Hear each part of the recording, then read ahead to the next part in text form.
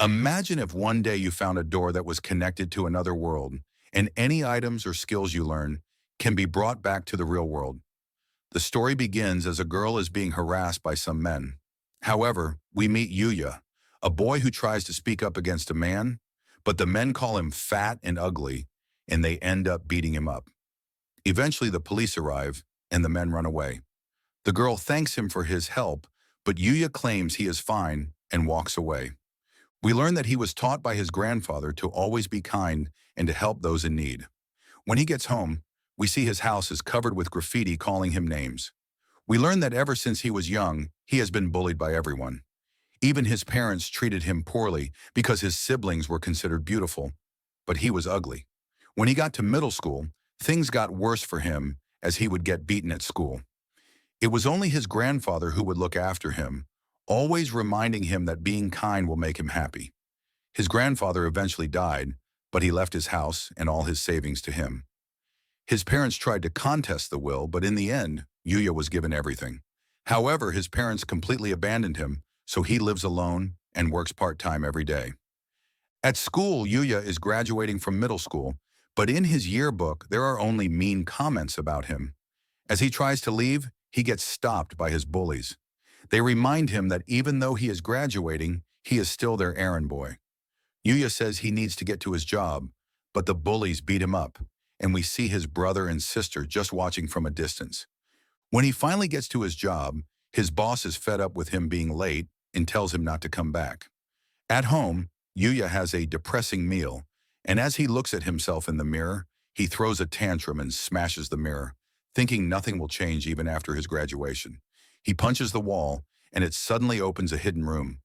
There are a bunch of strange items in the room, and Yuya thinks they must be his grandfather's souvenirs from traveling. He finds a peculiar door, and when he opens it, it leads to a strange room. He gets scared as a notification appears. As he reads it, he learns that the door is connected to another world. There are a number of notifications that tell him about various functions available to him, like the ability to store items, and he can control who can use the door. Although he is confused by the functions, he thinks the system is like a game, so he decides to check his status. But when he sees it, he is devastated to find all his stats are so low. He looks around the room, and when he looks outside, he finds that it really is another world. He finds a note on the table. Although he can't read it at first, he has a language skill that helps him understand it. He learns that the owner of the house was a great sage, but he was about to die, so he left it so that whoever finds it will become its new owner, including all of its contents. The house is protected by magic, so no one can break in besides the owner. He finds a bunch of weapons inside, but as he examines them, he finds them to be exceptional items and extremely dangerous. He has a look outside and tries swinging his sword around. He falls over, but he manages to learn a basic sword skill. Thinking it could be useful, Yuya trains with each of the weapons, finding that they are all god-tier items, and he gains a number of skills. Despite this, his stats still remain at level 1, and he wonders how to increase them. He puts the weapons away into his storage, but there is suddenly a monster that attacks. Yuya is terrified but soon realizes that his house is protected. The monster is a level 300 bloody ogre, and it smashes against the magical wall. It grabs a tree, trying to use it to break in, but it doesn't work. Yuya thinks he should try fighting back, so he throws his spear, which goes right through the monster and instantly kills it in one hit. The spear returns to him, and the monster disappears, dropping a number of items. Yuya suddenly reaches level 100, and he is shocked to see his stats after allocating all his points. Yuya decides to call it for the day, and when he tries to leave, he gets a cash-out option, which converts the items from the monster into money. Yuya is confused seeing this, but gladly accepts it. Later that night, Yuya goes through a change in his body as it completely transforms. When he wakes up, he finds his body is different, and his clothes no longer fit. He's not sure what is going on, and his mirror is still broken, so he decides to look for some clothes. There are magical clothes in the sage's house, which freely adjust in size and provide a range of magical bonuses. Yuya wonders about the identity of the sage and looks around his garden. He is suddenly attacked by a level 200 sly monster, but this time, Yuya calmly brings out his spear and easily destroys the monster. It drops some coffee slime and even a rare necklace, which has the ability to restore his magic power. He levels up again, gaining a presence detection skill, and he is already at level 150. He tries some of the coffee slime, and it's actually quite good. He decides to use some of the money he has made to buy a new uniform, ordering it to be ready for the start of high school. After that, he spends every day in the other world and starts to enjoy himself, even forgetting his depression. He would train and learn as much as possible about the other world. An elite goblin attacks his house, but Yuya has become completely different, skillfully fighting against it and even using a skill to destroy the goblin. Time flies and the start of high school arrives. Everyone is immediately drawn by him, even his siblings who seem to be in awe. In class, he is approached by his bullies, but they don't recognize him, thinking he is a transfer student. When he tells them he is Yuya, everyone is shocked and they don't believe him. When he goes to the bathroom, he is completely shocked to see himself for the first time since his transformation. After class, he is approached by his brother and sister, wondering what he did to change so drastically, calling him a loser. But there is suddenly a limo that stops, and the girl he saved is looking for him. He wonders who she is, and she reminds him how he saved her. Yulia wonders how she knows his name, and she admits she looked into him because she wanted to thank him. She introduces herself as Kaori and wonders if he would like to join the Hosei Academy. Yuya recognizes it as an academy for the super elite. We learn that Kori is on the student council, and her father is the chairman of the academy. Yuya is flattered by the offer, but thinks he isn't smart enough to join such an academy. His brother interrupts, asking to join the academy and saying that they are superior to Yuya in both academics and sports. But Kaori refuses because they are insulting Yuya when he is their hero. She reveals that she has already looked into them and knows all about their nefarious behavior against Julia. She goes on to tell Yuya that their academy emphasizes personality rather than just academics, so it would be no problem for him to enroll. Her attendant suggests showing him the academy, so she pulls him away, and they head off while his siblings can't believe what happened. They arrive at the academy, and it's a famous school filled with students that excel. He meets with the chairman, Tsukasa, who thanks him for saving his daughter. Yuya says it wasn't a big deal, but Kori says he was the only one that helped her. Tsukasa invites him to join the school, even offering to pay his tuition as thanks for helping his daughter. But Yuya is hesitant, thinking he won't fit in because only geniuses are normally accepted. Tsukasa says that geniuses are just normal people who have found the right way to work hard and use less time, but Yuya thinks they are gifted with talent. Tsukasa tells him that everyone has their own talents, and through challenges and having fun, he will eventually learn what his talents are, saying that he is still young. He suggests Yuya try out the school for a day. A teacher named Sawada enters, and Tsukasa introduces her as a renowned scientist. But her classes are popular and easy to understand. Yuya prepares for his first class and worries he is in over his head, but he thinks that things couldn't be worse than at his normal school. He gets called in and introduces himself, but all the students appear stunned. He worries about what they think of him, but they are all actually stunned by how handsome he looks. He takes a seat at the back and shares a book with the girl next to him, but she is a bit cold toward him, and he worries that she already hates him. Kori wonders if Yuya will fit in his class, and as the class goes on, he actually finds the class pretty normal, except the students are much more active and engaged. During their break, a bunch of students try to get to know him, asking questions like if he is an idol and if he has a girlfriend. A student named Rio stops them from harassing him, and he takes Yuya to the cafeteria to get some lunch. Yuya is amazed seeing the menu, and it's all free, so Yuya thinks it's like a dream. They sit with another student named Shingo. They start talking about anime, and Yuya is surprised they are just like him. As he eats, he notices that everyone is looking at him, and he thinks it's because he is wearing a different uniform. Shingo asks him if he is in any clubs, but Yuya says he is not a part of any. Rio is also not in a club, but it's because he is good at all kinds of sports and has trouble picking just one. Shingo reveals he is part of the gaming club, and Yuya is surprised that they're allowed consoles at school, but Shingo says it's fine as long as they don't play during class. As they talk about video games, Yuya becomes more comfortable with them. At the end of the day, he meets with Tsukasa and admits that he had a good time, and Yuya decides he wants to join the school. As he leaves the room, he runs into Kari, who wonders if he is joining the school. He tells her his decision, and she is glad he decided to stay. She invites him to join her after school, and they check out some shops in a popular area. Yuya wonders if this is where she hangs out with her friends, but she reveals that she doesn't hang out too often because people seem to be hesitant about her family and her father. But she says that he is different. Yuya gets nervous, and Kari suggests checking out the crepe shop. Looking at the prices, he is glad he has been cashing out from the other world. As they try the crepes, they both have a good time, and Yuya wants to try the other flavors. But he suddenly thinks that if he eats too much, he might return to his original shape. He asks Kari how she recognized him when he looked so different, but she says that although he is a bit slimmer, she recognized him because his eyes still look the same.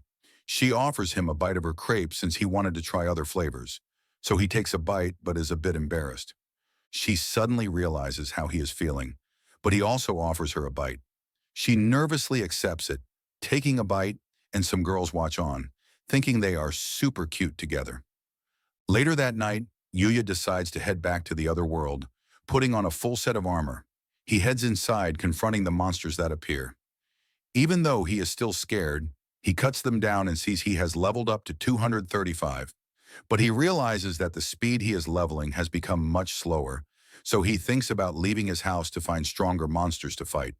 Thinking of his time at the academy, Yuya wants to find a new challenge. But as he heads out his gate, he suddenly hears a scream. He pulls out his spear and rushes toward the scream. He finds a number of soldiers that were brutally killed. He notices a monster, and it's a level 200 goblin general. Yuya can tell it is dangerous, but he sees a girl behind it. He throws his spear at it, but the goblin deflects it. However, in that moment, Yuya comes crashing down with his foot, and the goblin is defeated. He turns toward the girl, but she calls out to him because there is another goblin behind him. He gets blown away, and he can tell that it is both stronger and faster than him. But Yuya doesn't give up, thinking he has other strengths. He uses his spear to vault over the goblin and switches to his bow, launching a barrage of arrows. He then switches again to his sword and splits the goblin in half. He checks up on the girl, wondering about the other humans in this world, but she ends up fainting. He hears some men approaching, so he uses an invisibility skill to avoid them. There are knights that come looking for the girl, and we learn she is a princess named Lexia. Back at his house, Yuya thinks about the encounter, wondering if the girl was okay. But since there were knights that appeared to help her, he thinks she should be okay. Looking at his shirt, he thinks that he should try buying some new clothes since he has made some money from the other world. We see them all, and as Yuya walks around, people stare at him, thinking he must be some kind of actor or model. His shirt is enchanted to stay clean, but he thinks he should buy some other clothes so he doesn't always look the same. Meanwhile, we see a director yelling at another man. The man is the manager for a model named Sho, but Sho hasn't turned up for their shoot.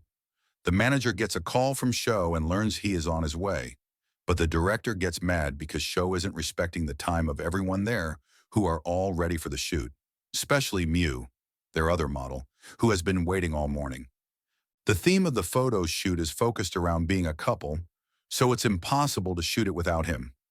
The director thinks about what they should do, and since everyone is waiting around to start, he decides to look for a replacement within the mall.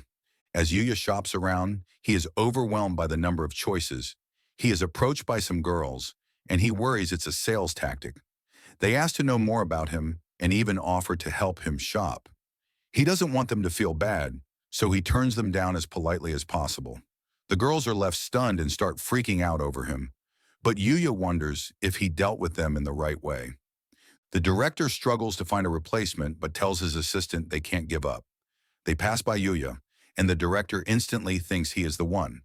Yuya gets approached, and the director explains their situation to him. Yuya is nervous to do it, but he thinks about all the people who were counting on him, and he ends up agreeing to be their model.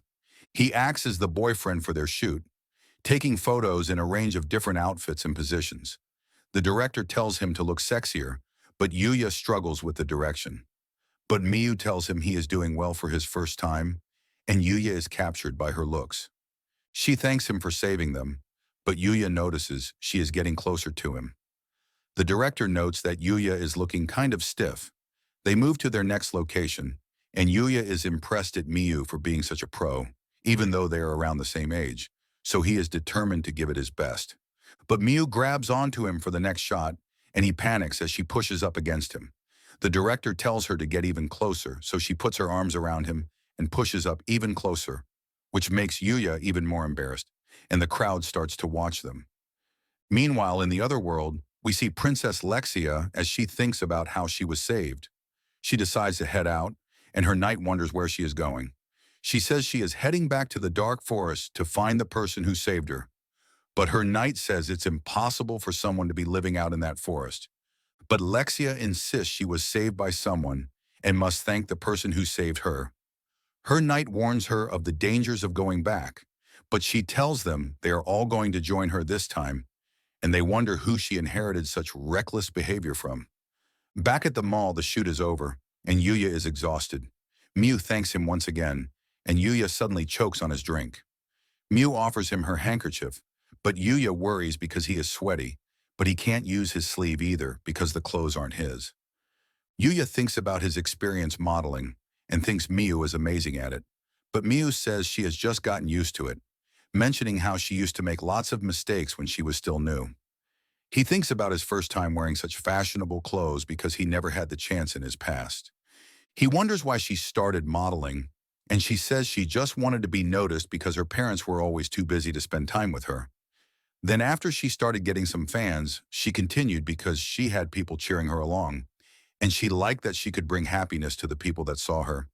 She tells him he can also do it, saying he should take it at his own pace, and reminds him to just enjoy all the moments along the way. As they chat, the director takes a bunch of candid pictures of them. But at that moment, Sho suddenly arrives and the crowd is excited to see him. He approaches Miyu saying they can get on with their shoot.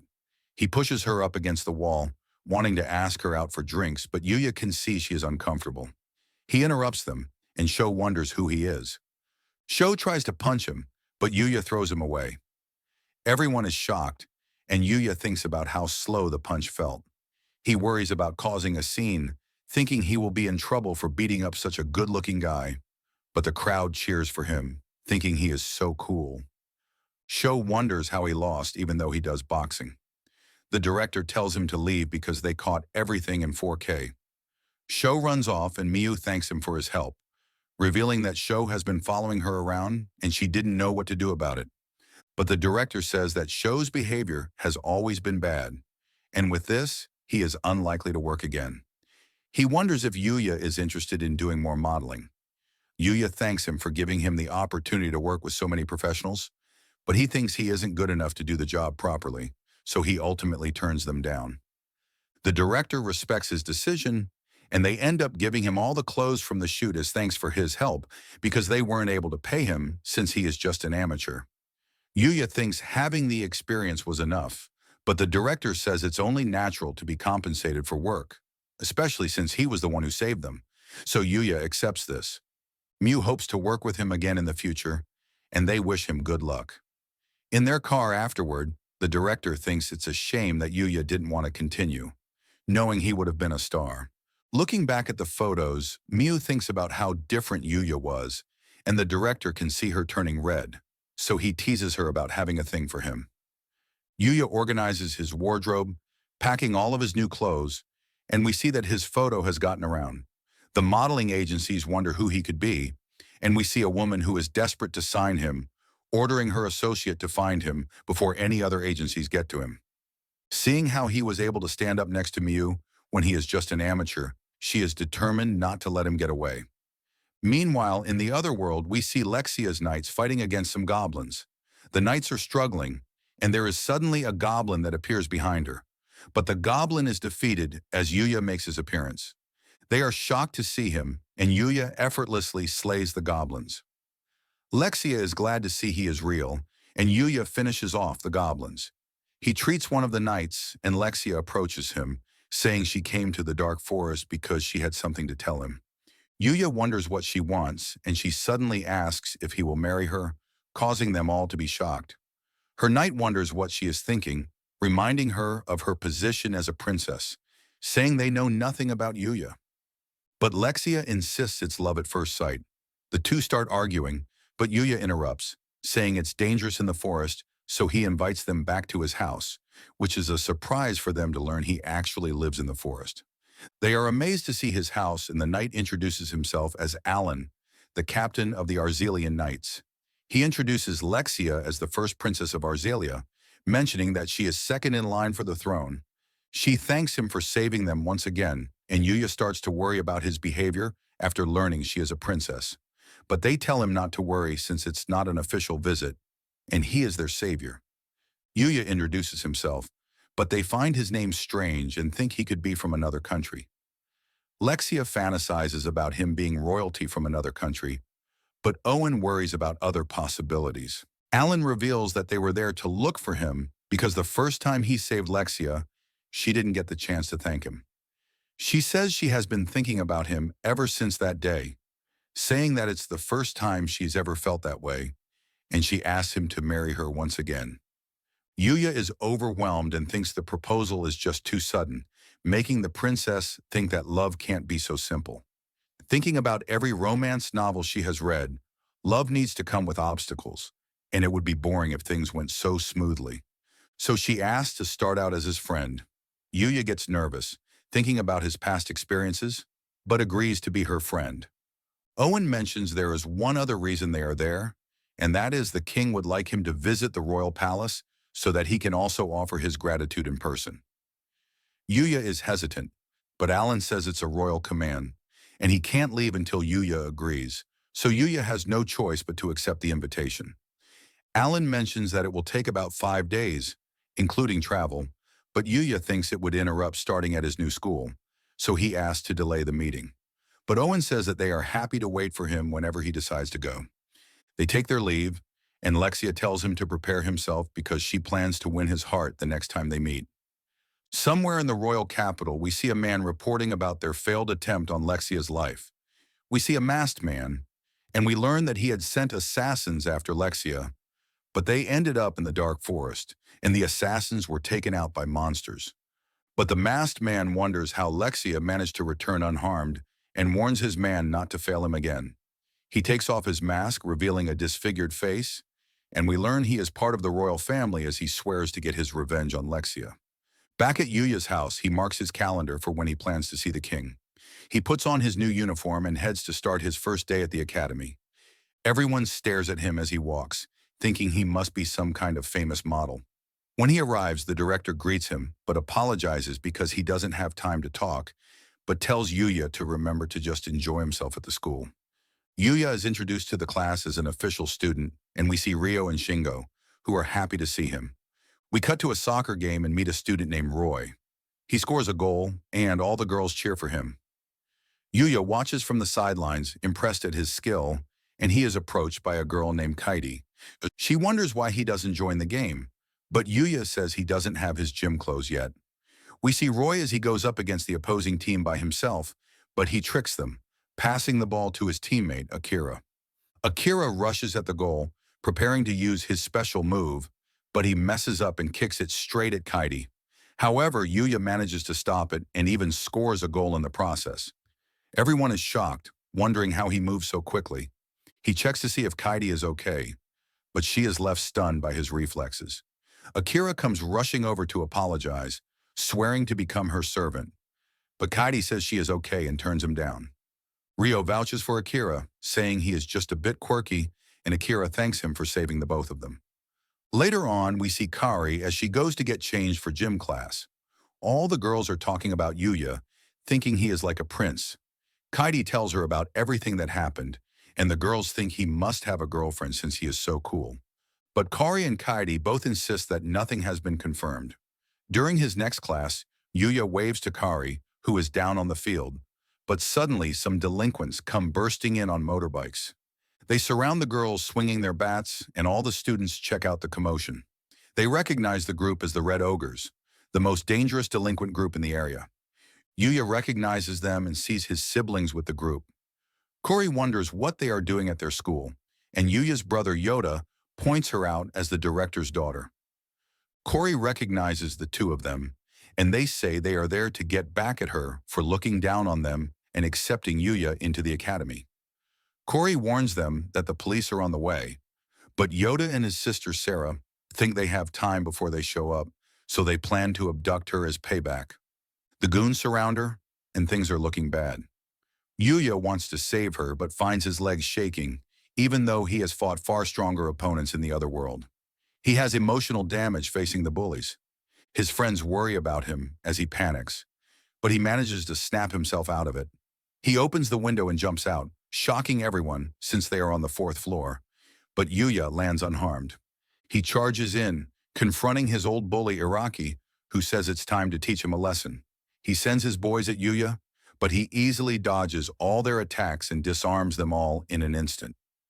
Iraqi tries to attack, but Yuya runs right past him, focusing on saving Kari, but he is stopped by an enormous guy named Amore.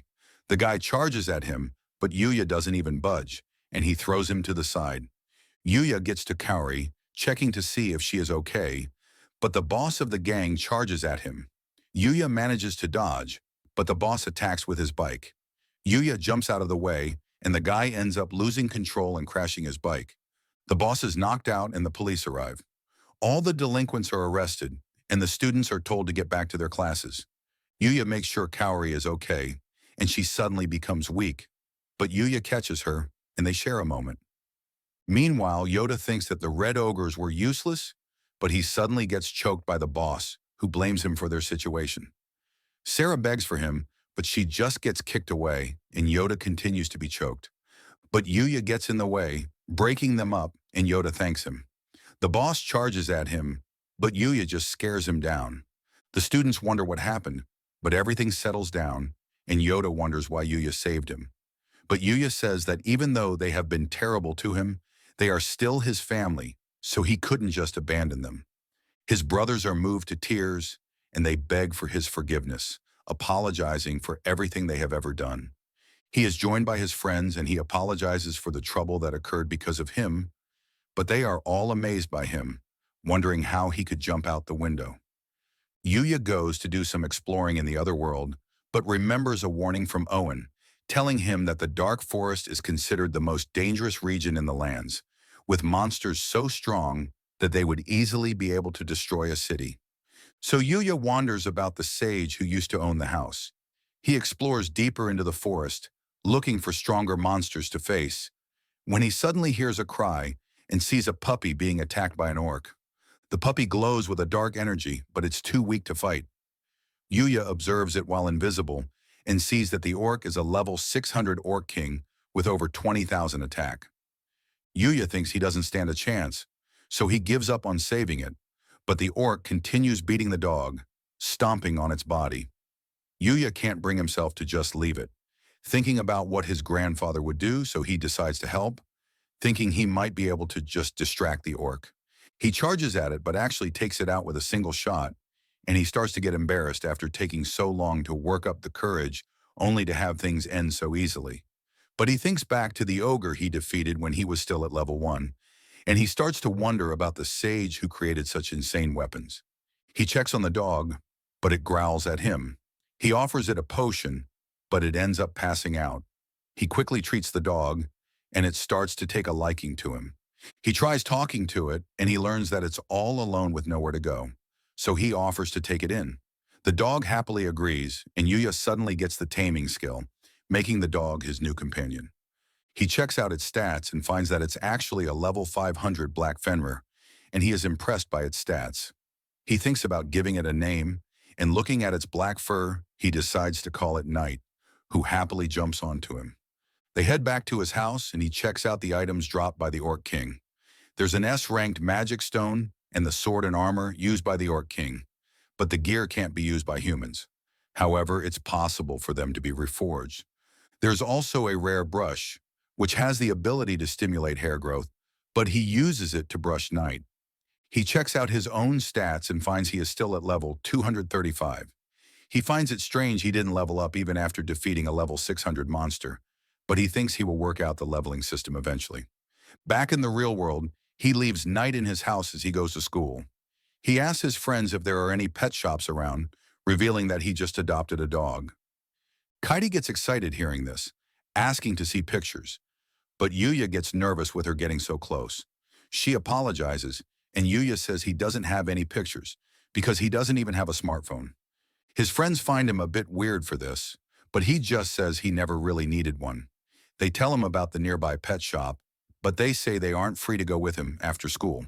But Kaidi offers to take him. Yuya thanks her for helping, but she starts thinking it could be like a date, but she tells him not to worry about it. When he gets home, Knight rushes to him, and Yuya shows him the different items that Kaidi helped him pick out from the shop. He gives Knight his new collar, and he decides they should go for a walk. They go to the park, but everyone stares at him, thinking he looks so cool and that Knight is so cute. He ends up running into Cory, and he introduces Knight to her. She starts petting him and finds him adorable, while the onlookers think they are a perfect couple. Cory asks him about Knight's breed, but he pretends he doesn't know since he can't say it's a Fenrir. But Cory can tell he is super smart and is happy that Yuya adopted him. A girl calls out to Yuya, and it turns out to be Miu, the model he worked with. It turns out she also lives around the area and comes to the park to walk. Yuya introduces the girls, and the people are amazed to see him with another beautiful girl. They start to draw even more attention as people start to recognize Miu. Not wanting to cause a scene, Miu decides to leave but looks forward to running into him again. After she leaves, Cory wonders if Miu is his girlfriend, but Yuya is shocked, saying that he has only met her once before and that she would be too good for him. But Cory doesn't agree with him. A woman suddenly screams as a man runs away with her purse. Cory wonders what they should do, and Yuya tells Knight to go after the man. They check up on the old lady, and Knight soon returns, dragging the man back.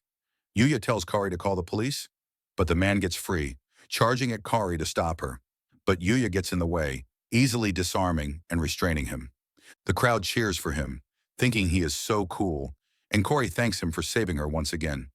They hand the man over to the police, and Yuya heads home. Yuya continues exploring deeper into the dark forest, together with Knight. They encounter countless monsters. They come across another orc king, but this time, Knight shows off his skills, biting its neck and taking it out all by himself. As they continue, they come across a crystal deer, which is at level 630. Yuya observes it while invisible and sees that it has an impressive magic stat. He wonders how he should approach it, but it suddenly detects him even through his invisibility, so he has no time to think. It charges at them, so the two split up. Knight tries to attack, but the deer uses magic, creating an explosion to defend itself. It charges up another attack, firing a blast of water at Yuya, but he manages to dodge it. Yuya thinks they need to work together, so he tells Knight to create an opening for him. Knight jumps around the deer with its speed, but the deer retaliates with its magic, causing countless explosions in the area. But Knight manages to land a hit, and Yuya takes the chance to finish it off.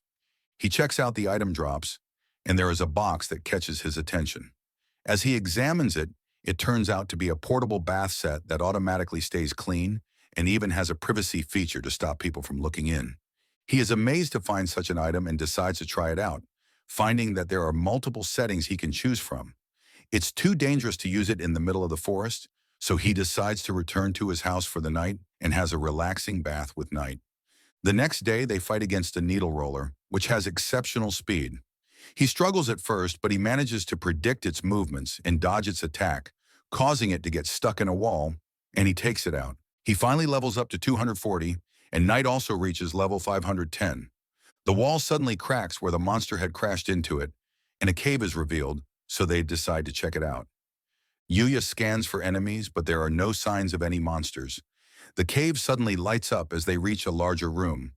As they look around, Yuya is shocked to find a body, but Knight points out a book on the floor. Yuya checks it out, and it turns out to be the Book of the Sage. As Yuya reads the book, he learns that the sage was able to do everything, mastering every kind of skill and becoming as powerful as a god. The gods even asked him to join them, but he declined their invitation.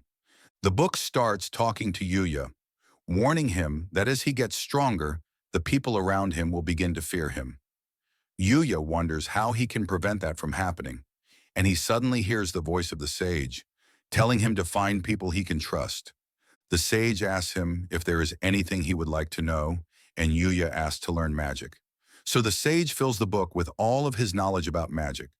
But he notes that Yuya can't use magic because he doesn't have the magical circuits in his body since he is from another world.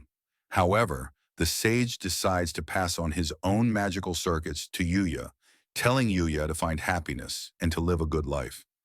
Yuya returns to his house and starts learning how to use magic from the book.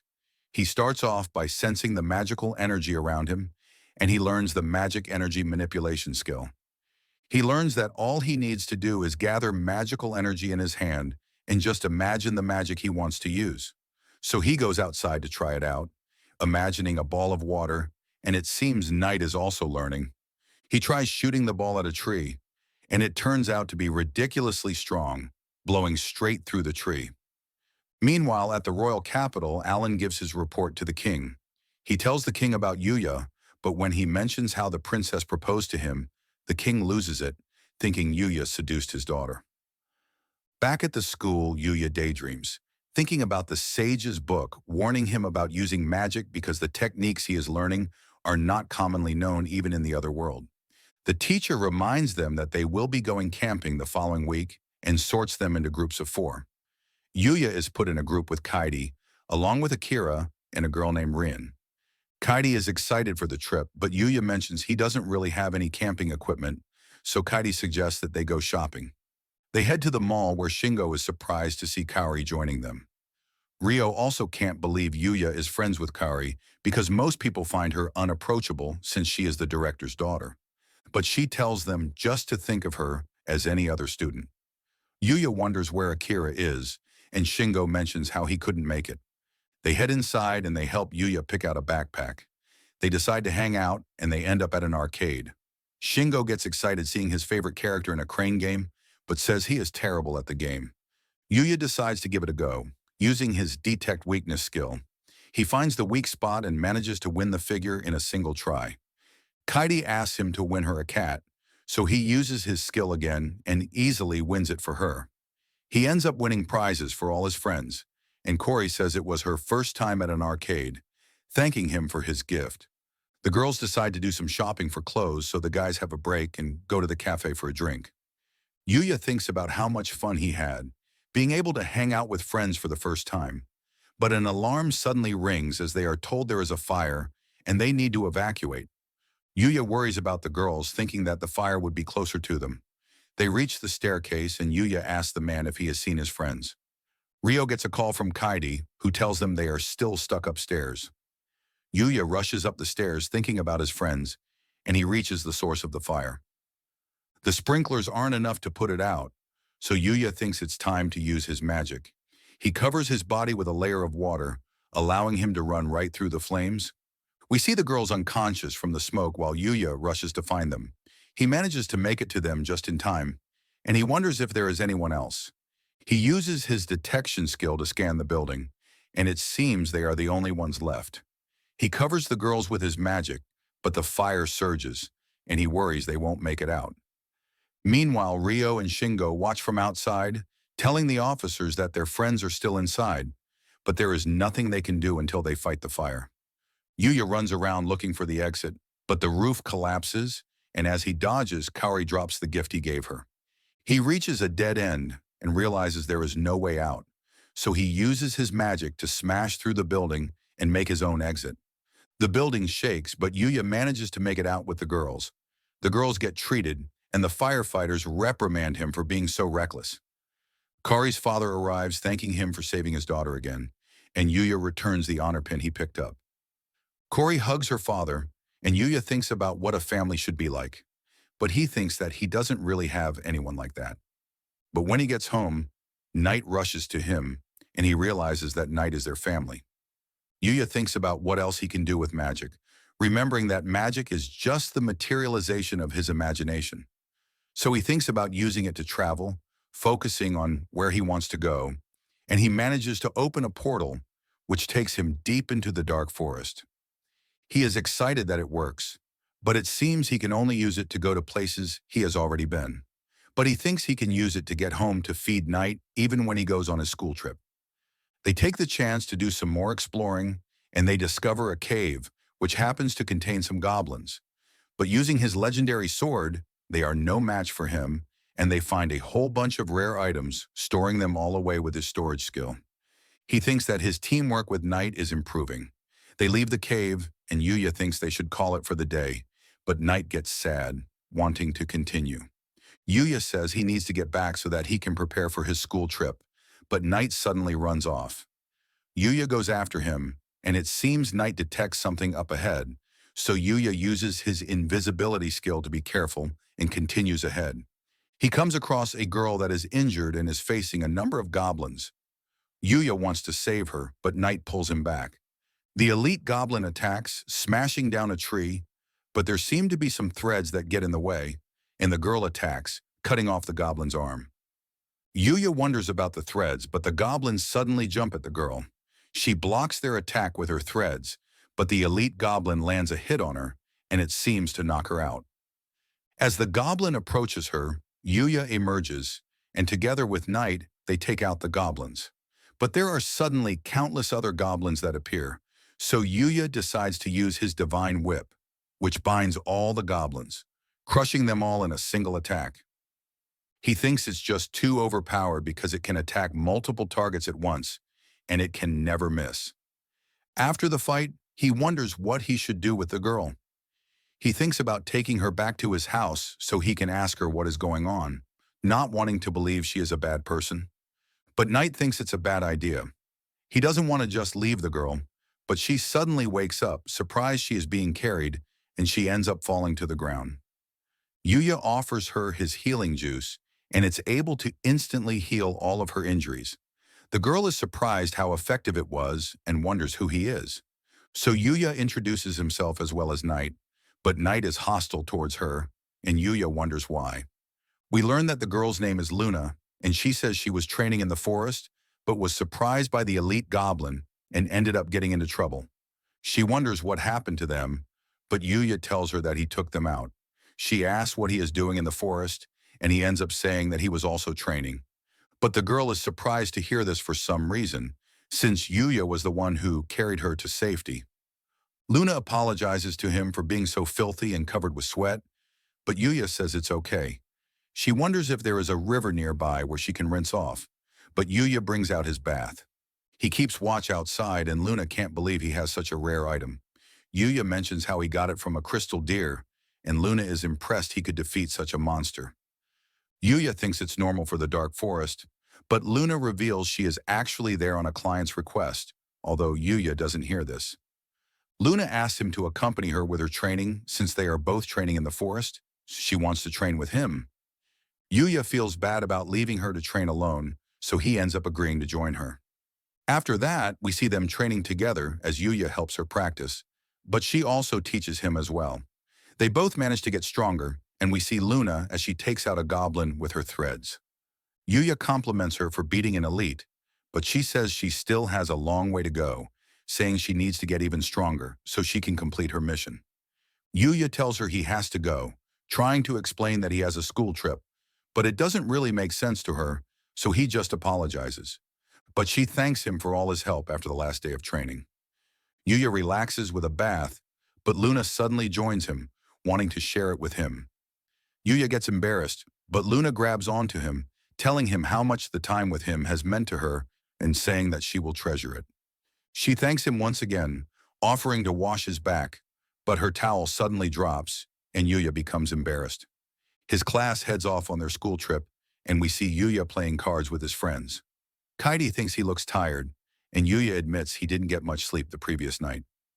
Yuya wins the game, and they can't believe he just won 5 times in a row, but Yuya thinks the game should just be luck. Yuya decides to take a nap, and he thinks that he kept winning because he put a lot of points into his luck stat, thinking that the incident with Luna could have also been because of his luck. Yuya is woken up as they arrive at their destination. The students get changed, and their teacher explains that they have to go camping for 2 days and must find a way to survive off the land, telling them that there are fish in the river and plants that they could eat. Kaidi worries that the plants could be poisonous, but Sawada tells them the school doctor's on standby, although the students find her creepy because they always hear screams coming from her office. Akira thinks they could just go without food for a day, but Sawada says it's all a part of the lesson, mentioning that it's a competition between the classes. Yuya wonders if there is a reward for the winners, but Sawada reveals it affects her bonus, so she tells them to do their best. But the students are not impressed. The students are left in the forest, and Yuya wonders what they should do first. Akira thinks it will be easy to survive, but the other three just ignore him, thinking he is a fool. Rin suggests that Yuya and Kaidi try fishing, while she and Akira look for some edible plants. We see that all the students are by the river, and Kaidi thinks they were too slow. They see Rio by the water, and he warns them that all the good spots are already gone. Kaidi wonders if they should try something else, but Yuya uses his detection skill and manages to find another spot. There are lots of fish in the area, but Kaidi thinks the water is too shallow, so their fishing pole won't be effective. But Yuya has another plan, and he gets into the water. He thinks that compared to the monsters in the dark forest, the fish are not as fast. He thinks about what he learned from Luna about how to predict a monster's behavior, and he manages to catch a fish with his hand. Kaidi is impressed seeing this, and Yuya continues to catch all the fish. The other students think he is crazy, and Kaidi thinks he has caught too many. Yuya admits he got carried away, and he thinks about thanking Luna for her advice. Meanwhile, in the dark part of a town, we see a shop filled with puppets. Luna uses her thread, cutting off all their heads, and she notes that her power has improved. She thinks about her time with Yuya, but we learn she is actually an assassin and has been killing ever since she was a child. But she finds Yuya different, wishing she could have met him sooner so that her life might have turned out differently. But she knows she needs to forget about him because she is the one known as the headhunter, and she prepares for her next target. Yuya and Kaidi meet back up with Rin, showing her their haul, and she is surprised to hear Yuya caught all the fish with just his hands. Yuya wonders what happened to Akira, who is down on the ground, and he complains that Rin used him to test mushrooms to see if they were poisonous and used him as a decoy to lure away bears. Yuya gets worried for him, checking his stats to see if he was poisoned, but is relieved to see he is okay. Rin and Akira show all the plants that they managed to gather, and Yuya praises them all with his skill, getting rid of some poisonous mushrooms. They head over to the building to show their teacher what they managed to collect, and we see other students as they get their food checked to make sure there is nothing poisonous. Yuya runs into Kari, who asks him how his team is going. They talk about how they are finding the experience until Kari is called by her team. Akira is surprised at how close he is with her, wishing he could be more like Yuya. The team shows their haul to Sawada, and she compliments them for being the first team to bring back such a large amount of safe-to-eat food. She gets excited thinking about her bonus, but mentions they are also going to be graded for their cooking. She asks who plans to cook, and everyone points at Yuya. Sawada encourages him to do his best, telling him her bonus relies on him, but Yuya thinks she shouldn't be so transparent about her motives. Yuya starts preparing the food thanks to his time living alone and cooking in the other world, and he manages to prepare quite an impressive meal.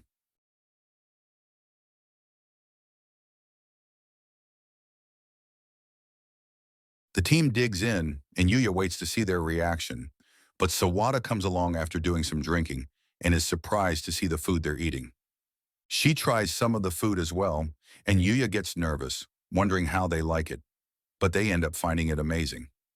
Sawada says that even though their meals are prepared by first-rate chefs at the school, she finds his cooking even better, wondering how it's even possible. Yuya thinks how he only cooked for himself since he was alone, but he is happy to see people enjoying his food. After the meal, Sawada asks if he would marry her, which surprises everyone. She reveals she can't cook or clean because she was always focused on her research, and she has never been in a relationship before. After eating his food, she thinks he is a catch, asking him to marry her and take care of her. Everyone tells her it's a bad idea, and Katie even says Yuya is no good, but this makes him think he must be a failure as a person. But Sawada insists on marrying him, even saying she would wait for him. Yuya gets nervous, thinking it's not appropriate since she is his teacher, but tells her he thinks she is a good teacher. Sawada is happy hearing this, smothering him with her chest while Kaidi tries to pull him away, and Akira thinks he is the luckiest guy in the world.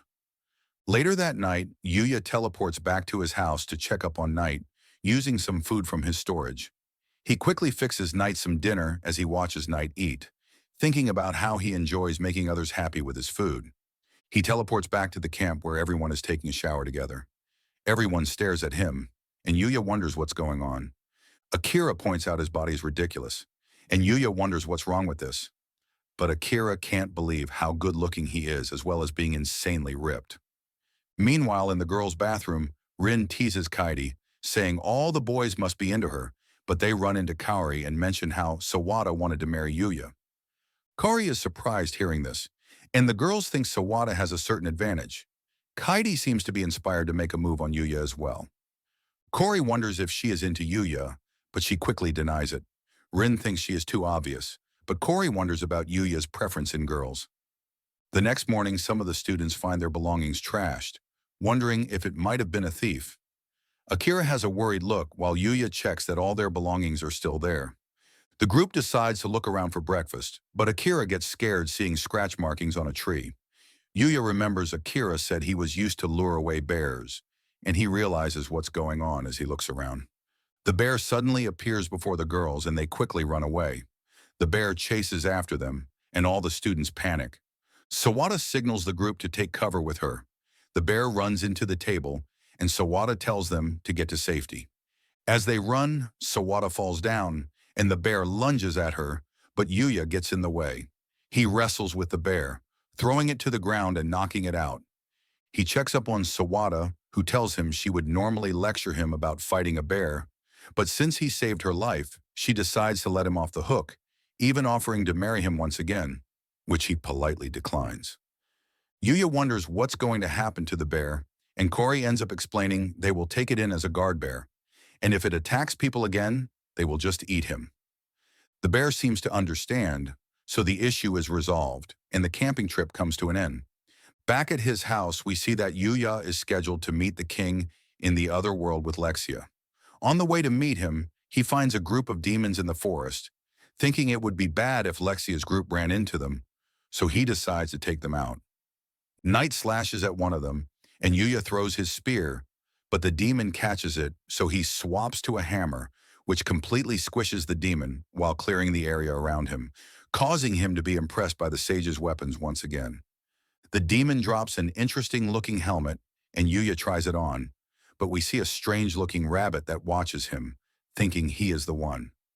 Lexia's party approaches, and Owen is worried seeing him, and Yuya realizes it's because of his helmet, so he quickly takes it off, and they are glad to see him once again. They ask if he is ready to meet the king, and they formally invite him to join them to the palace. But Knight suddenly jumps on Lexia as a tree suddenly falls. Yuya slashes it in half, and he notices the threads that Luna would use, realizing Knight was protecting the princess. Owen wonders what is going on, and we see Luna cursing herself for failing, but as she tries to get away, she is attacked by Yuya and gets knocked out. Yuya is surprised that it's really Luna, and Lexia joins him, wondering who she is. He tells her Luna was the one who tried to attack her, and he realizes Knight knew all along. Yuya asks to heal her wounds and take her back to his house, so he can ask her what is going on, not wanting to believe she is a bad person. Lexia grants his request as Alan comes rushing over, telling her not to run off, but she tells him she is going to pay a visit to Yuya's house. Yuya wonders if she is sure, and Lexia says she is also curious about why she was attacked and about the relationship he has with her, so Yuya decides to use his teleportation to get back faster, and Owen is left behind. Lexia is surprised by the teleportation, and they wait for Luna to wake up. Yuya explains how he met Luna in the forest and how they even trained together, but Lexia is more interested in the teleportation spell he used to get back to the house. Yuya says he just thought about using magic for transportation and just ended up creating it. Lexia can't believe him and tells him that teleportation magic is regarded as something from a fairy tale, and there has never been anyone who was confirmed to be able to use it. She warns him that if anyone were to find out he can use it, it could even lead to a war, so she makes him promise not to use it in front of people without thinking first. She suddenly calls out Luna, asking her how long she intends to pretend to sleep. Luna gets up, realizing she is busted, and Lexia notes how Yuya also knew she was faking, but was just being nice and playing along. Lexia asks her about her story, but Luna thinks there is no point and tells her to just kill her. But Lexia interrupts, telling her to work for her instead and become her bodyguard. Luna wonders what she is saying, and Lexia explains that since only she and Yuya know about the assassination attempt, they can just keep it a secret. And if she is the princess's guard, it would be harder for the Dark Guild to get to her. Luna thinks she is insane, saying she is a criminal, thinking of all the people she has killed and that her hands are stained with blood. But Lexia tells her she has pretty hands, wondering how they are so soft, and she says it was thanks to Yuya's bath. Luna continues to decline, but Lexia tells her off, saying that since she failed to kill her, she is the loser and must now follow her orders. Luna has no choice but to accept the job. Meanwhile, we see Alan as he and his soldiers are running away from goblins. His men can't keep going, so they are forced to retreat and leave Lexia's protection up to Yuya. Luna can't believe how things turned out, thinking Lexia is a tyrant. But as her first order, she demands to hear more about Yuya's bath. So Luna explains that Yuya has a rare bath item that can create a bath anywhere and helps with recovering from fatigue. But it also has positive effects on beauty. Lexia thinks it sounds incredible, demanding to use it as well. She decides to take a bath with Luna, inviting Yuya to join them as well, but he nervously declines. The girls enjoy the bath together, finding it relaxing, but Lexia suddenly asks if Luna likes Yuya, and Luna says they're just friends. Lexia says she can tell she likes him, but Luna denies it, telling her she is imagining things. So Lexia tells her plan to marry him, and Luna objects to the idea. Lexia points out she shouldn't have a problem if they were just friends, and Luna isn't sure how she feels.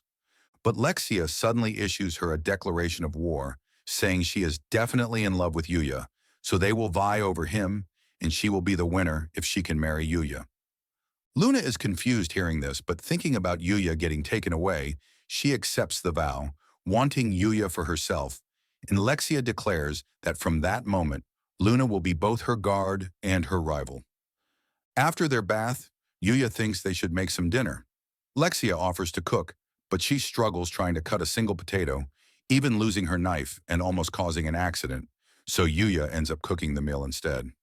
The girls find the food delicious and Lexia compliments him, but Luna gets jealous seeing this and asks Yuya to feed her, saying that she has trouble moving because her wounds aren't fully healed. Yuya thinks about how hard he hit her, so he agrees with the request. But as she eats it, she smirks at Lexia, who also gets jealous and demands to be fed as well. Yuya says she isn't injured, but Lexia uses her authority as princess to command him, and he has no choice but to comply. At night, the girls sleep together, and Yuya is exhausted but thinks it was a good time. The next day, they meet back up with Owen and his men, and Yuya apologizes for leaving him behind. Alan wonders about their companions, and Yuya introduces Night once again. Owen thanks him for saving Lexia the previous day, and he goes on to wonder about Luna's identity. Lexia bluntly explains how she was an assassin that tried to kill her, but will now be working as her guard. Everyone is shocked hearing this, and Luna can't believe how quickly she revealed her secret. Owen immediately has her surrounded, but Lexia tells him to stand down. Alan refuses, saying she can't be trusted, but Lexia mentions how they slept together, so if Luna wanted to kill her, she would already be dead. Alan eventually gives in but says they will keep an eye on her. Yuya suddenly interrupts, saying he can no longer go with them to the palace since they spent an extra day back at the house. He doesn't have the time to make the trip, thinking he needs to go back to school. So Owen tells him to visit whenever he gets the chance, telling him he can follow the road to a village where he should be able to get directions to the capital. Lexia says goodbye to him, telling him to visit soon, but Luna suddenly runs back to Yuya, giving him a kiss and thanking him for everything he has done for her. Lexia is devastated, demanding to go back so she can also kiss him, but Owen just pretends not to hear her and continues on their way. Yuya thinks about the kiss, wondering if she likes him, but he ends up taking a bath to relax. He suddenly realizes there is a strange creature that snuck in, and he gets a notification saying he has just tamed it. The creature is confused by this but finds it acceptable, and Yuya thinks about checking its stats. What he finds is his appraisal skill has leveled up, allowing him to see the skills that it knows. He sees that it has a skill called Holy Ground and asks to see what it can do. The creature creates a field of light around them, and it seems to give Yuya a buff. Yuya is impressed and decides to give it a name. Looking at its appearance, he decides to call it Akatsuki. Night reminds him about the time, and Yuya quickly rushes back to school. During their class, Sawada announces they are having a ball game competition, with the results affecting her bonus, so she tells them to do their best. The first event is soccer, and their class is divided up into two teams. Yuya plays as goalkeeper since he doesn't really know the rules. When the game begins, Ryo is a beast, taking on the opposing team by himself and managing to score. Kaidi is impressed, but Rin tells her they have a second secret weapon, telling her to jump. As she jumps up and down, all the guys are distracted, and Akira manages to steal the ball from Ryo. Akira has a morale boost, and Rin realizes her plan backfired. Akira gets past everyone, shooting his shot, but Yuya stops it in an instant, and everyone is shocked at his movement. He wonders what he should do with the ball, and Ryo tells him to just throw it as hard as he can. So Yuya gives it a go and ends up throwing it straight into the other goal, wondering if he scored a point. After school, Yuya gets approached by a modeling agency, inviting him to join the industry, but he quickly declines. The chief is shocked he isn't interested, but Yuya says he is already enjoying himself at the school. Mew shows up trying to convince him as well, and his friends are shocked by how he knows the model. Yuya explains he just happened to work with her once, and they are shown the cover of an upcoming magazine where they are together. A poster for their sports competition suddenly lands near them, and Kari comes chasing after it. But the chief suddenly gets an idea, thinking they could do an article on the school and photograph Yuya through the event, so she leaves to go and get approval from the school. In the other world, Yuya defeats a skeleton monster, but he thinks he hasn't been able to get any stronger. He decides to head even deeper into the forest, and he finds an area filled with hard black trees, which are extremely tough and unable to be even scratched by normal attacks. He suddenly wonders how Akatsuki got so big, but Akatsuki is actually behind him, and he gets attacked by a mithril boar. Yuya tries to heal himself, but the boar attacks him again. He thinks he is in trouble, and the boar charges at him, but the boar is suddenly sent flying as a strange rabbit suddenly appears. It introduces himself as Usagi, and Yuya is surprised it can talk. The boar gets back up, but Usagi destroys it in an instant, and Yuya is shocked at how he even destroyed the surrounding trees. He checks out its stats and sees he is insanely strong, with all kinds of titles. Yuya thanks him for his help, and the rabbit asks him to show him his kick. Yuya demonstrates his kick, and Usagi sees potential in him. Usagi shows off his kick, blowing a hole through multiple trees, and he starts training Yuya to do the same. After a while, Yuya manages to destroy one of the trees, and he moves on to sparring with Usagi. Yuya wonders why he is being trained, and Usagi reveals it's because he wants him to be his successor. He explains that he is known as a divine, and it's his duty to pass on his techniques. He reveals that divine is a title given to those who have mastered a certain field, and he is the divine kicker. Their job is to protect the world from the vile, who are beings that are the manifestations of the negative aspects of the world. Yuya wonders if he has a choice in becoming his disciple, and Usagi tells him he can refuse, but he mentions the fight against the vile is inevitable, so they need as many allies as possible. Yuya prefers not to become a divine, but he thinks about how he wants to be able to protect Night and Akatsuki. Usagi decides to continue training him anyway, but asks to learn magic from him since he is impressed by the barrier around his house, although Yuya thinks about how that was just the sage's work. But they come to a deal where they will exchange knowledge. We see Yuya as he gets chased by a king mithril boar. Usagi thinks it's a good chance for Yuya to have a rematch. Yuya struggles against it, but using his kicks and together with his whip, he manages to defeat it. Yuya celebrates his victory and finds it dropped a number of S-ranked items. Usagi explains that there are triple S-ranked and X-ranked monsters in the world, and the vile are even stronger at the legendary rank.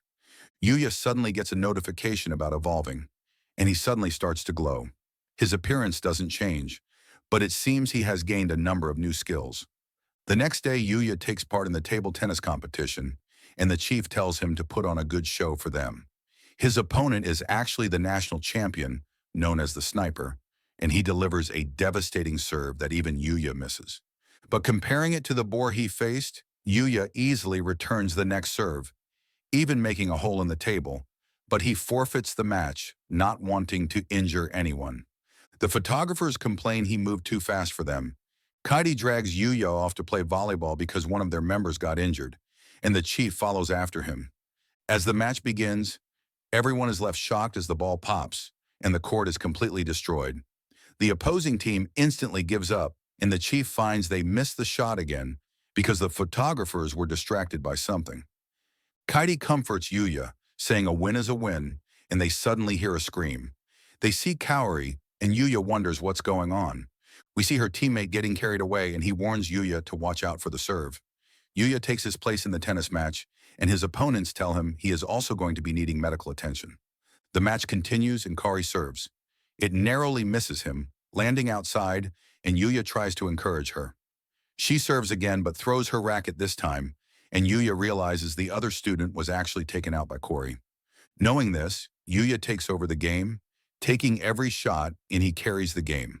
Kaori tries to be helpful, but she ends up throwing her racket again and almost falls. But Yuya catches her. The chief is finally able to get a shot. At the end of the day, Kaori walks home with Yuya, thanking him for his help. She wants to treat him to some food, but Yuya says he is just happy being with her, so there is no need to thank him, but Kaori ends up kissing him instead. Meanwhile, we see Usagi as he fights against one of the Vile. Usagi defends himself with magic, and the girl finds this surprising because he shouldn't be able to use magic. He thanks Yuya for teaching him, and the girl reassesses her priorities, deciding Yuya is a greater threat, so she leaves to find him and deal with him first. The agency chief looks over their next issue, and she is happy with all the photos of Yuya. She thinks about how well the magazine will sell, but her subordinate worries the other agencies will all be after Yuya once they see it. However, the chief isn't worried, and she seems to have a plan to make sure Yuya won't be able to refuse joining their agency. Back at Yuya's house, Yuya and Kaori study together. Yuya thanks her for helping him with his math, but she says it's no problem since he has also been teaching her English. But Yuya just thanks his language comprehension skill that makes English easy for him to understand. In a flashback, we see the two walking home together, and we learn their exams are coming up. Yuya is worried about how he will do, and Kaori is surprised there is something he isn't good at, so she was the one who suggested they could study together. She meets Akatsuki for the first time, and she finds both his pets cute as they sleep. She asks to use the restroom, but after she leaves, Yuya wonders if she will be able to find it. Kaori ends up in front of the door to the other world, and Yuya comes after her. Kaori says she felt like she was being called by the door, and Yuya gets nervous. He explains that the door connects to another world, and he tells her to try putting her hand through the door. Her hand is stopped by a barrier, and Yuya explains that only people he allows can get through. Kaori wonders what the other world is like, and Yuya explains it's a world of monsters and magic, showing off how he can use magic. Kaori is amazed, and Yuya explains it was all thanks to the other world where he learned skills, which allowed him to deal with the delinquents that attacked the school and save everyone from the fire in the department store. Kaori finds it unbelievable, and Yuya offers to show her around in the other world. He takes her hand, and the two cross over to the other world. Kaori is surprised to see there really is another world, and Yuya tells her that both Night and Akatsuki come from this world. He explains Night is a Fenrir, which is like a wolf, and Akatsuki is kind of like a pig, but Akatsuki gets offended hearing this. Kaori's status window suddenly appears, and Yuya explains that ability in this world is represented by stats. He is surprised to see her starting stats are much higher than when he started, remembering how he only had 1 point in every stat. He explains how he leveled up in this world and how his appearance completely changed because of it, so he feels as though he cheated and he wouldn't have been accepted by everyone otherwise. But Kaori changes the topic, asking to see more of the world. Yuya mentions that it's dangerous outside the barrier of his house, but agrees to show her more some other time. She makes him pinky promise, and Yuya asks her to keep his secret, making her feel as though they share a special bond, and she starts to feel closer to him. Meanwhile, in the capital, Lexia returns to the palace, and the king wonders why Yuya is not with them. Owen explains their plans had to be changed, and the king wonders if it had something to do with Luna. Luna immediately admits she tried to assassinate Lexia, and the king grabs his sword, preparing to execute her.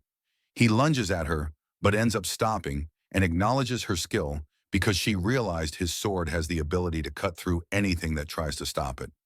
So she stopped his arms instead. Lexia gets angry at her father, telling him it was her decision to take her as a guard, and says she will hate him if he hurt her. The king is devastated hearing this, and he ends up recognizing Luna as one of Lexia's guards. After that, the king asks Alan about Luna, and he explains how she was known as the headhunter for the Dark Guild. The king wonders how things relate to Yuya, and Owen explains that Yuya was the one who caught Luna and how he took Luna and Lexia back to his house. But hearing how Lexia stayed over in a man's house, he starts going on a rampage, thinking of how he wants to cut Yuya down. Alan tells him nothing happened, but the king says he can't be sure since he wasn't there. Meanwhile, we see the masked man that once tried to kill Lexia. We learn he is actually the first Prince Rhaegar, and his subordinate tells him about how a supporting noble hired Luna to assassinate Lexia, but it ended in failure because of Yuya, and she even turned into Lexia's guard.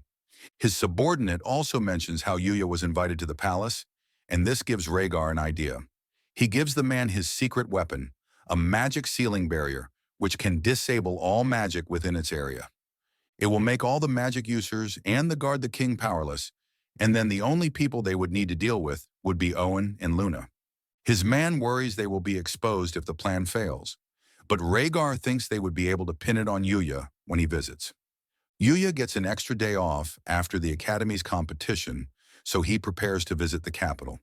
He does some farming, taking out a sheep monster, which drops a number of items, including a rare bedding item that magically provides the best sleeping experience. Yuya heads to the nearby town, and he is surprised to see there are cat girls in this world. He heads to the guild, looking to trade because he doesn't have any money in this world. The master finds his name strange and doesn't recognize where he is from. Yuya explains he is just from a small island, and the master thinks he must be a noble based on his appearance. Yuya swears he's just a regular guy, but the master finds it hard to believe. The master wonders what he wants to sell and becomes amazed when he sees Yuya's item, box skill. Yuya takes out a bunch of peppers, and the master is instantly amazed by the glass. He examines the peppers and finds it to be the highest quality he has ever seen, but Yuya thinks it was just average pepper from the local shop. The master offers to buy it all for 100 gold coins, and Yuya wonders if that is a lot, admitting he doesn't know the value of the currency in the kingdom. The master explains that an average family could live comfortably on 5 gold coins per year, so 100 gold would be enough for a whole family to live for 20 years. The master also gives him a guild card that can be used for identification, and Yuya asks about how to get to the capital. The master tells him about the stagecoach that goes straight to the capital, and when he gets there, Yuya is amazed by just how many people there are. Akatsuki points over to the palace, and Yuya starts to get worried, thinking he will be out of place. He heads to the palace, and he is received by Owen. Owen tells him they're going straight to see the king, and Yuya panics, thinking he is not ready, but Owen tells him not to worry because it's only an informal audience. We see Lexia and Luna waiting inside the chamber, and Yuya pays his respects to the king. The king instantly brings up how Lexia proposed to him, and he starts to lose it, thinking Yuya seduced his daughter. But Owen manages to calm him down. The king is not impressed because Yuya didn't come with any gifts for Lexia, so Yuya quickly pulls out the bedding set he got from the sheep. Lexia is flattered seeing it, but it seems to make the king mad, who thinks he is trying to seduce his daughter right in front of him. Alan tries to stop the king, saying Yuya isn't aware of their customs, and Yuya wonders what's going on. Lexia explains that getting bedding as a gift means you want to marry that person and share a bed with them. Yuya realizes he messed up, and the king prepares to cut him down. But they are suddenly attacked by assassins. The king orders his guards to fire, but one of the men activates the magic ceiling barrier, stopping the arrows. The assassins attack, but Yuya beats them up, and together with Knight, he easily takes them all out. Lexia hugs on to him and praises him, But Luna gets jealous and tries to pull her away, while the king glares at Yuya. Owen discovers a particular emblem on one of the assassins, and they realize the first prince, Rhaegar, was the one who was behind the attack. News of the attack is spread among the guards, and it seems the king has since isolated himself in his room. Yuya thinks about what he should do, and we see Alan ask for his help to keep Lexia safe, so Yuya goes looking for Lexia, hesitating to enter a room. But Lexia suddenly comes out, and she suggests they should go around the capital since it's his first time there. Luna reminds her of her situation, but Lexia reasons if her brother were to send any more assassins, he would be giving up his own location. Luna agrees with her assessment, but she knows Lexia is really just trying to get outside. Luna tells her she should stay in the castle while she can be the one to show Yuya around, but Lexia refuses, not wanting to let them be alone together.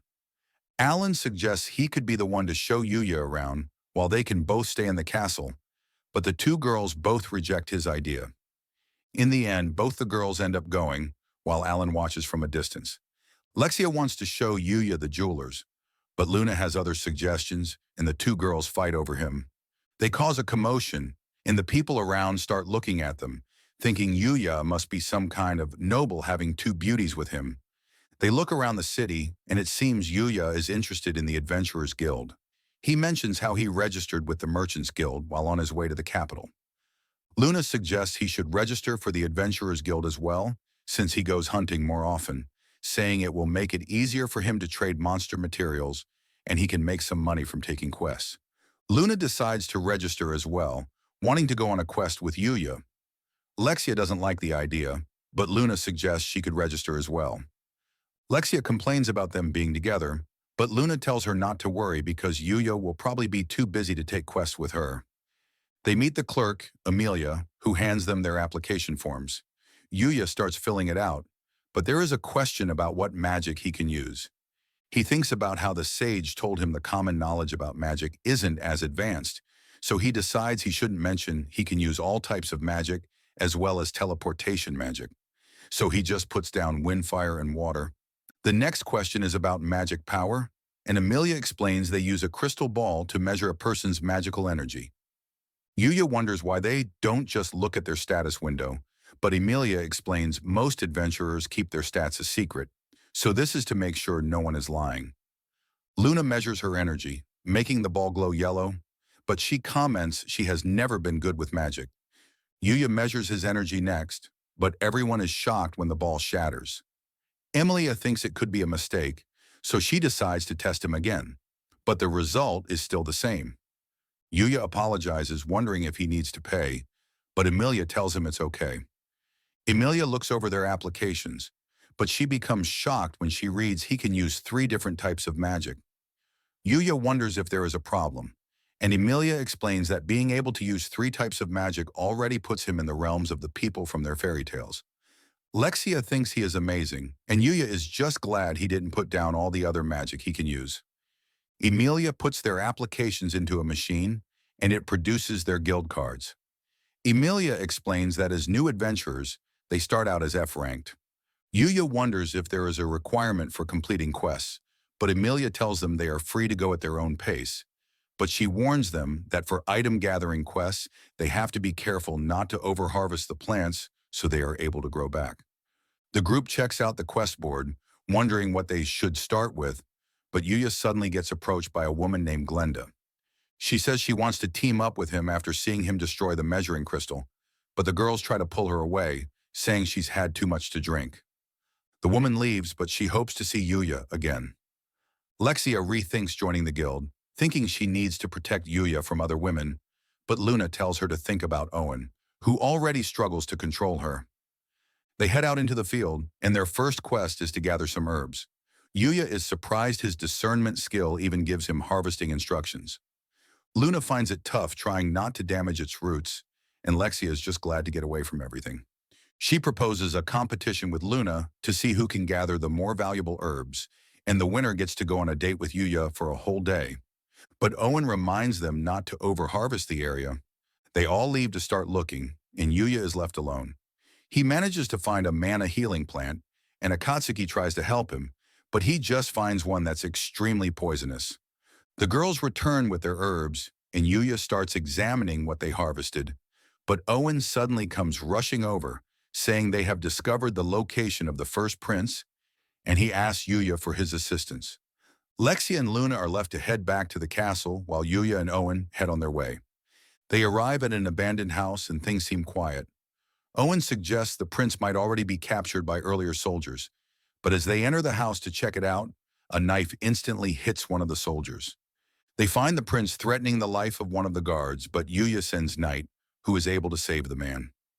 Alan has him surrounded, telling him to give up, but the prince refuses as he slashes at them. He suddenly threatens to end his own life, thinking he is worthless, and Owen doesn't know what to do, but Yuya instantly approaches to stop him. The prince tries to attack him, but he ends up getting knocked to the ground. Owen thanks Yuya for his help, and they prepare to take the prince away. But there is suddenly an explosion as the house is blown open. The prince is relieved to see the girl from the vial. However, she analyzes the situation and determines he has failed, so he is no longer needed. The prince is shocked hearing this, thinking she wanted to help him become king, but the girl reveals her real plan was to use him to start wars and kill as many people as possible. The prince realizes he was tricked, and the girl prepares to finish him off. Alan tries to save him, but he suddenly gets stopped by an arrow. Yuya wonders where the arrow came from, but the girl starts bombarding them with more arrows. Alan wonders what she is after, and the girl reveals she is trying to wipe out all of humanity. The knights struggle against the arrows, and it seems the girl also has the ability to predict their movements. The girl prepares to finish them off, but Yuya uses his magic to blow all the arrows away. Alan thanks him for saving them, and the girl realizes that he is the Yuya that she is after. She wants to fight him, but she notes she has already used up too much of her power, so she decides to retreat for the time being. The prince is taken in, but Yuya is left wondering about the identity of the girl. Rhaegar is brought before the king, and the guards take off his mask and cloak, revealing his body, which is covered in scars. Lexia finds it hard to look at him, and we learn she is actually responsible for his injuries because she once lost control of her magic, and he ended up getting caught in it. He eventually went mad after being showered with Lexia's magical energy, and he developed an urge for destruction, and the only way to suppress the urge was to cause even more damage to his body. He blames the king for not helping him, and even isolating him from the public because he was no longer fit to be the first prince. He was treated as if he didn't even exist, and Yuya seems to be able to relate. Rhaegar just wants his suffering to end and he begs to be killed. Yuya suddenly interrupts, saying he might be able to help, and he takes out his healing juice. Rhaegar tries to resist at first, but his scars end up being completely healed. Everyone is shocked, and Rhaegar quickly looks in the mirror. He can't believe he is healed, and Yuya explains his juice is made from the cure-all herb. The king is shocked by this because it is actually a legendary herb, and he thanks Yuya for using such a rare item to heal his son. But Yuya tells him not to worry because he actually grows it in his garden. Rhaegar starts laughing, thinking that even though he is healed, he is still facing a death sentence. Lexia wonders what crimes he committed, and the king says he made multiple attempts on her life. Lexia says that since the crime is against her, she decides to just pardon him. The king says it's not that simple, saying Rhaegar also attacked him, but Lexia insists that he forgive Rhaegar as well, and the king ends up agreeing. So Rhaegar manages to avoid his sentence. After this, the king considers rewarding Yuya. Lexia suggests her hand in marriage, and Luna also offers to marry him, but the king ends up giving him the title of Lord Knight as well as giving him land and a mansion. Yuya heads to his room to rest for the night, and he instantly falls asleep. However, he dreams about fighting against the mysterious girl, but he is defeated, and he suddenly wakes up at school the next day. His friends ask him to hang out, but he rushes off after class, even running past Corey as he runs home. All he can think about is the mysterious girl. He heads back into the other world, training as hard as he can so he can be prepared for a fight against the Vile. Knight senses something, and they are suddenly attacked. The girl appears, and Yuya wonders why he is being attacked. The girl reveals she is after revenge, and he is someone who could get in the way of her plans. Meanwhile, we see Kari visiting his house, wanting to study with him. His door is open, so she lets herself in, and she looks around the other world, hoping to find him. But she suddenly hears explosions in the distance. The girl launches her arrows at Yuya, but he charges at her together with Night, and he manages to land a kick on her, with Night falling out. The girl is impressed by him, thinking she needs to take him out before he can get any stronger. She starts shooting at him, and Yuya notices Kari in the area. She freaks out, and Yuya tries to shield her, leading to an explosion. The girl prepares to finish him off, firing her strongest attack, but Usagi suddenly appears and stops the attack. He apologizes for being late, saying he was doing some investigating, and he has learned that the girl's name is Yudi. He also discovered she is actually the divine archer's disciple, and Yudi reveals her master was killed, so she is looking to get revenge for him. She claims Usagi only appears when it's too late, when her master always protected the humans, but he was eventually betrayed by them. Usagi says it's their job as divines to fight against the vile, and he says that using their divine skills to destroy the world is against the covenant they have with the planet. But Yudi says she only inherited the divine skills from her master, but never took on the title as a divine, so she is not bound by the covenant. They continue to fight, and Kori copies the movie Usagi used to save him, creating an opening, and Usagi lands a kick on her. Yudi refuses to give up on her revenge, seeing humans as worthless, and she starts using the power of the vial. She lets off a scream, and Yuya can barely hold his ground. She charges at Usagi, and the two exchange blows. Usagi takes a hit, and things are looking bad, but Akatsuki suddenly starts running over to the fight, activating his holy ground skill, and it takes away Yudi's power, giving Yuya the chance to knock her out. Usagi mentions that besides the divines, there are also holy beasts that stand against the vile, and Akatsuki seems to be one of them. He says Yudi shouldn't be able to use her vile powers again, so he decides to leave her to Yuya to handle. Kari rushes over, but there is suddenly a monster behind her. Yuya takes it out with a single shot, and Kari is in shock. Yuya explains that this is how his life is like in this world. He wonders if she is scared seeing him kill in front of her. He admits to leveling up in this world, thinking he is a cheater and that she wouldn't like him otherwise. But she says that that's not true, saying he hasn't changed at all since the first time she was saved by him, saying he has always been kind and that she has liked him ever since that first meeting. But that's where the series ends for now. Remember to like and subscribe to the channel. Thanks for watching, and I'll see you next time.